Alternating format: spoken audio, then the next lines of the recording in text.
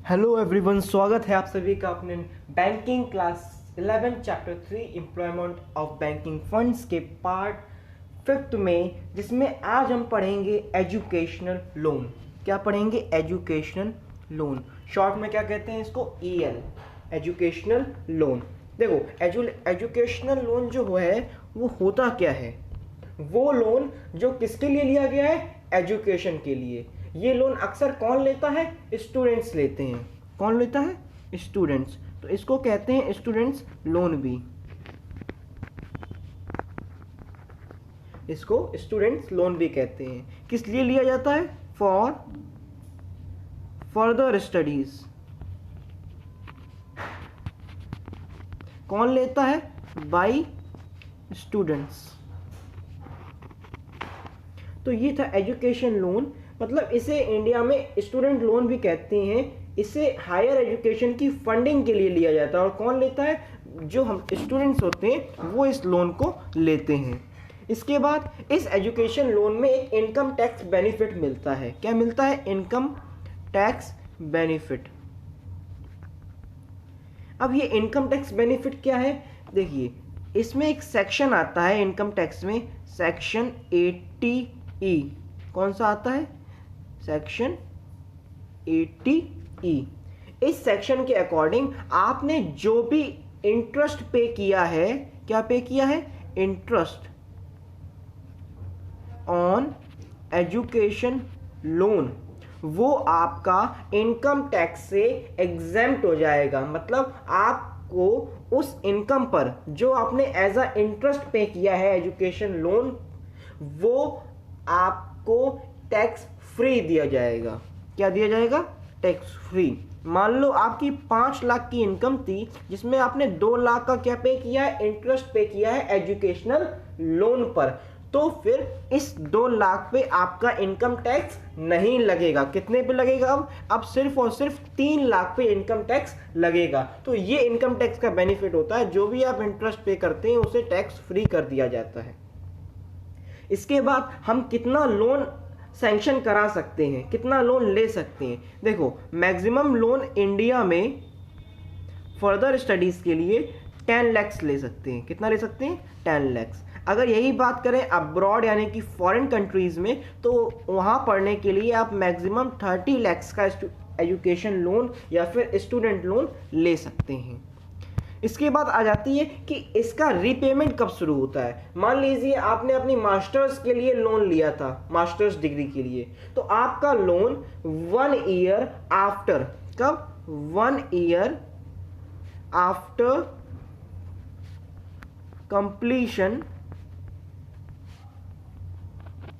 Of course और 6 month after securing job.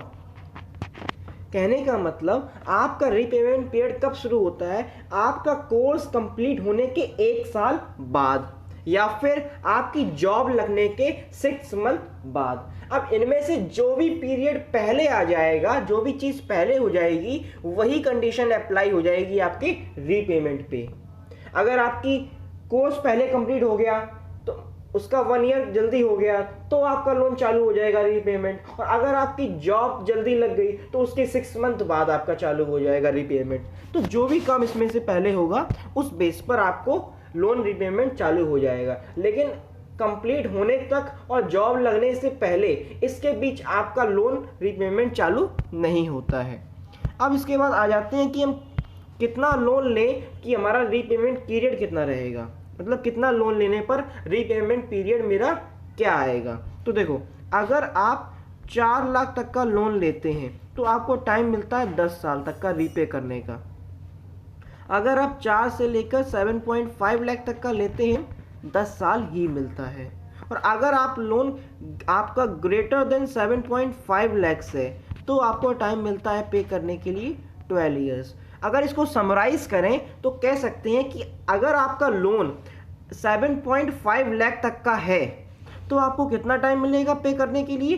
10 years. और अगर आपका लोन 7.5 लाख से ऊपर है तो आपको पे करने के लिए 12 ईयर्स मिलते हैं ये था आप कितना लोन लेंगे और उस पर कितना आपको टाइम मिलेगा रीपेमेंट करने के लिए। अब देखो एक टर्म आता है उसको कहते हैं मोरेटोरियम पीरियड। क्या कहते हैं?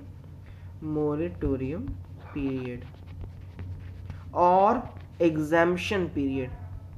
कौन सा पीरियड? Exemption period.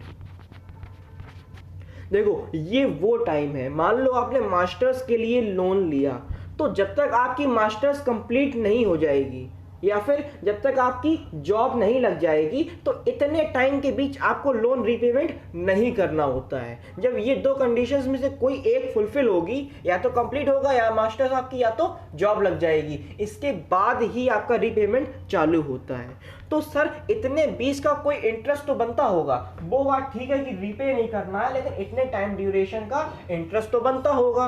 और बैंक की कमाई कहाँ से होती है? इंटरेस्ट से होती है। तो क्या ये बैंक इंटरेस्ट छोड़ देगी? नहीं। तो इस पीरियड का, जहां पर रीपेमेंट के लिए हमें रिलैक्सेशन मिल जाता है, इस पीरियड का जो भी इंटरेस्ट बनता है उस पीरियड को क्या कहते हैं? मोरेटोरियम पीरियड और एग्जाम्पशन पीरियड।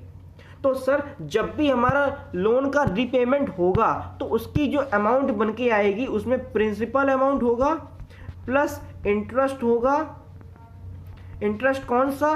एक हमारा एग्जाम्पशन पीरियड यानी कि मोरेटोरियम पीरियड वाला और मोरेटोरियम पीरियड वाला, और दूसरा होगा जब से हमने स्टार्ट किया है रीपे करने के लिए लोन और जब खत्म किया है उस टाइम तक का इंटरेस्ट होगा। कहने का मतलब है कि ये जो एग्जाम्पशन पीरियड है जिस पे हमें लोन रीपे नहीं किया जिस टाइम में, उसका भी इंटरेस्ट कैलकुलेट होगा। आपने मास्टर्स करने तक का जो टाइम है उस टाइम का भी आपको इंटरेस्ट पे करना पड़ेगा, जब आपका कोर्स कंप्लीट हो जाएगा या फिर जब आपकी जॉब लग जाएगी। तो ये समझ में आया? I hope. अगर नहीं समझ में आया तो प्लीज़ कमेंट करिए कमेंट बॉक्स में, मैं इसका आपको रिवाइव करके नेक्स्ट पार्ट में ज़रूर बताऊंगा। इसके बाद अपना नेक्स्ट लोन जो आ जाता है उसको डिस्कस करने से पहले एक चीज़ और आ जाती है एजुकेशन लोन में। अगर आपने अपना जो लोन है वो रीपेमेंट कर दिया शॉर्ट पीरियड में, तो इंटरेस्ट कैसा होगा? लेस इंटरेस्ट होगा, लेस इंटरेस्ट लगेगा। और अगर आप लॉन्ग ड्यूरेशन में पे कर रहे हैं अपना लोन, तो इंटरेस्ट कैसा होगा? हाई होगा। इसके बाद अब हमारा जो नया टाइप आ जाता है लोन का, वो है consumer durable loan. Consumer durable loan.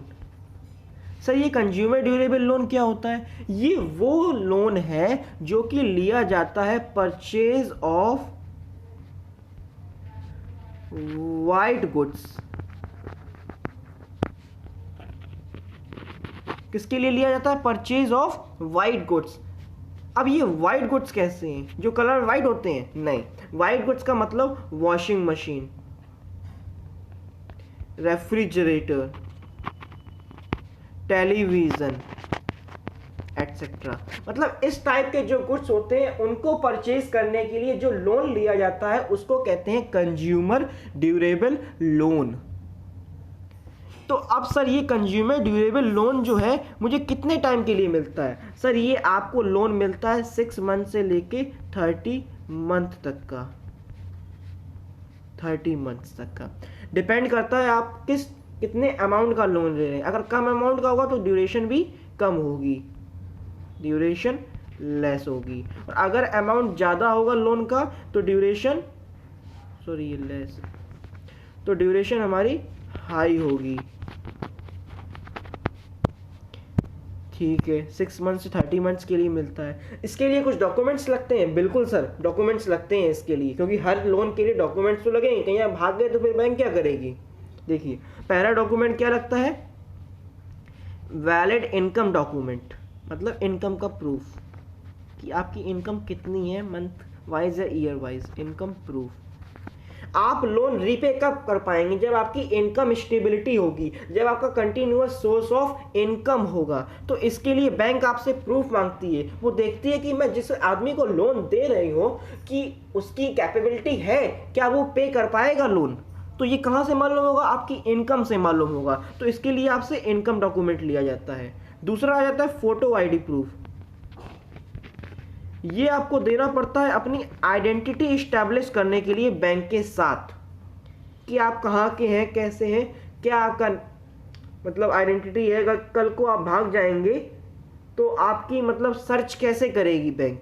तो इस सारी चीज़ों के लिए फोटो आईडी प्रूफ देनी पड़ती है। तीसरा आ जाता है रेजिडेंस प्रूफ। सर बैंक को मेरे घर के एड्रेस से क्या मतलब है, मैं अपने रेजिडेंस का प्रूफ क्यों दूं? चलिए सर, रेजिडेंस का प्रूफ इसलिए मांगती है, कल को आप अगर इंडिया छोड़ के भाग जाएंगे, बैंकरप्ट हो जाएंगे, इंसॉल्वेंट हो जाएंगी, तो बैंक आपको किस बेसिस पे ढूंढेगी? क्या आप कभी इस पर्टिकुलर जो राम नाम का कोई पर्सन था और वो भाग गया, उसने रेजिडेंस प्रूफ नहीं दिया, तो गवर्नमेंट कैसे आइडेंटिफाई करेगी या वेरीफाई करेगी कि राम नाम का जो पर्सन था वो इस पर्टिकुलर एड्रेस पे रहता था कभी इस स्टेट में या फिर इस सिटी में? तो इसके लिए आपको रेजिडेंस प्रूफ देना पड़ता है।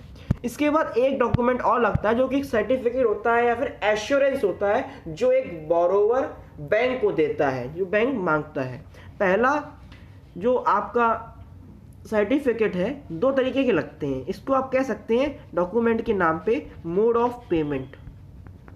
जो ये आपका नेक्स्ट डॉक्यूमेंट है, इसको आप कह सकते हैं मोड ऑफ पेमेंट। इसमें दो आ जाते हैं, पहला आ जाता है पीडीसीस, दूसरा आ जाता है ईसीएस।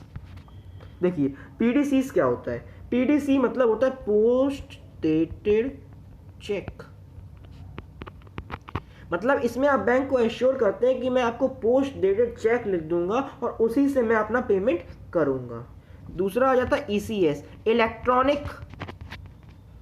इसको क्लियर व्यू में देखते हैं। ईसीएस मतलब इलेक्ट्रॉनिक क्लियरिंग सिस्टम। मतलब क्या आप अपना पेमेंट आरटीजीएस के थ्रू करेंगे, एनईएफटी करेंगे या डायरेक्ट बैंक में ट्रांसफर करेंगे? जो भी मतलब नेट बैंकिंग एक तरह से आप कह सकते हैं इलेक्ट्रॉनिकली, मतलब वो पैसा जो आप इलेक्ट्रॉनिकली ट्रांसफर करेंगे, फिजिकल फॉर्म में नहीं ट्रांसफर करेंगे आप।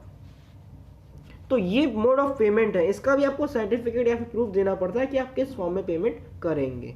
तो ये थे डॉक्यूमेंट्स। अब आ जाते हैं इसमें एक फैसिलिटी और मिलती है कि आपको जो मैन्युफैक्चरर और डीलर होते हैं वाइट गुड्स के, वो आपको कंज्यूमर फाइनेंस भी प्रोवाइड करते हैं। क्या प्रोवाइड करते हैं? Consumer finance.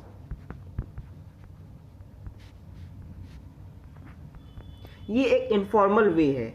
देखो लोन लेना बैंक से ये एक फॉर्मल है, एक लीगल है। आप किसी मैन्युफैक्चरर से अपना जो प्रोडक्ट है वो फाइनेंस करा लेते हैं। इसमें क्या होता है, इसमें आप इंटरेस्ट चार्ज नहीं होता है यहाँ पे, अगर होता है तो बहुत नेग्लिजिबल होते हैं, वैसे नो इंटरेस्ट होता है, कह सकते हैं जीरो इंटरेस्ट। उसके अलावा इसमें आपको कुछ इंस्टॉलमेंट जो है जब आप परचेज करते हैं उस पर्टिकुलर प्रोडक्ट को मैन्युफैक्चरर से, तभी पे करनी पड़ती हैं। तो उन इंस्टॉलमेंट को कहते हैं अपफ्रंट इंस्टॉलमेंट, जो आपका ऑन द मोमेंट जब आपने परचेज किया तब आपको देनी पड़ती हैं। उसके बाद थोड़ा बहुत प्रोसेसिंग चार्जेस जो होता है वो आपको पे करना पड़ता है। और क्या पे करना पड़ता है? Processing charges. पहला क्या था इसमें? Zero finance. दूसरा इसमें था जीरो फाइनेंस, अपफ्रंट इंस्टॉलमेंट्स।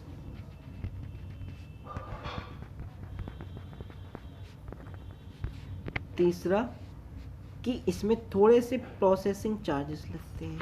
ये इनफॉर्मल वे है, इसमें आपको बैंक के अराउंड नहीं घूमना पड़ेगा, जो भी फॉर्मल पेपर वर्क होता है उस चक्कर में नहीं पड़ना पड़ेगा। इसके बाद अगर आप फोरक्लोजर, अब जैसे आप अपना लोन ख़त्म करना चाहते हैं, कहने का मतलब आपने कंज्यूमर ड्यूरेबल लोन ले रखा था, ये था कंज्यूमर फाइनेंस, जिसमें ये जीरो फाइनेंस मतलब जीरो इंटरेस्ट में मिल जाता है। कुछ अपफ्रंट इंस्टॉलमेंट पे करनी पड़ती हैं, उसके बाद प्रोसेसिंग कुछ चार्जेस होते हैं वो पे करने पड़ते हैं। ये एक इनफॉर्मल वे है कंज्यूमर ड्यूरेबल फाइनेंस, और कंज्यूमर ड्यूरेबल लोन एक फॉर्मल जो कि बैंक के थ्रू लिया जाता है। लोग कंज्यूमर ड्यूरेबल फाइनेंस इसलिए प्रेफर करते हैं क्योंकि इसमें पेपर वर्क और कॉम्प्लेक्सिटीज कम होती हैं और बैंक वाले में कॉम्प्लेक्सिटी ज़्यादा होती है। इसके बाद आ जाता है एक टॉपिक आता है फोरक्लोजर ऑफ लोन। मतलब लोन का जो इस चीज़ के लिए लिया था आप उसको पे करने में क्या हो गए, फेल हो गए, मतलब fail in payment of loan. तो आप क्या करेंगे, जो आपने गुड्स लिए थे वो आप क्या करेंगे, रिटर्न कर देंगे। जो भी आपने गुड्स लिए थे उनको आप क्या कर देंगे, रिटर्न कर देंगे। और ये सिचुएशन आप तभी कर सकते हैं कम से कम जब आपने लिया है उसके 6 मंथ बाद। एक बार इसको दोबारा देखते हैं। फोर क्लोजर ऑफ लोन यानी कि वो सिचुएशन जब आप पेमेंट में फेल हो जाते हैं, पेमेंट करने में फेल हो जाते हैं और अपने गुड्स जो हैं, जब आप पेमेंट करने में फेल हो जाते हैं तो आप गुड्स उनको रिटर्न कर देते हैं। ये सिचुएशन ये नहीं कि आप तुरंत आपने लिया आज और कल आप फेल हो रहे हैं तो आपने गुड्स वापस कर दिए, ऐसा नहीं। कम से कम आपके लेने में और पे, जिसको फोर क्लोजर ऑफ लोन मतलब गिविंग बैक ऑफ गुड्स में 6 मंथ का ड्यूरेशन होना चाहिए। तो ये था और आपका consumer durable loan. I hope आपको समझ में आया होगा। If you have any doubt please comment down in the comment section. I will try to be cover the doubt in my next part. Thank you.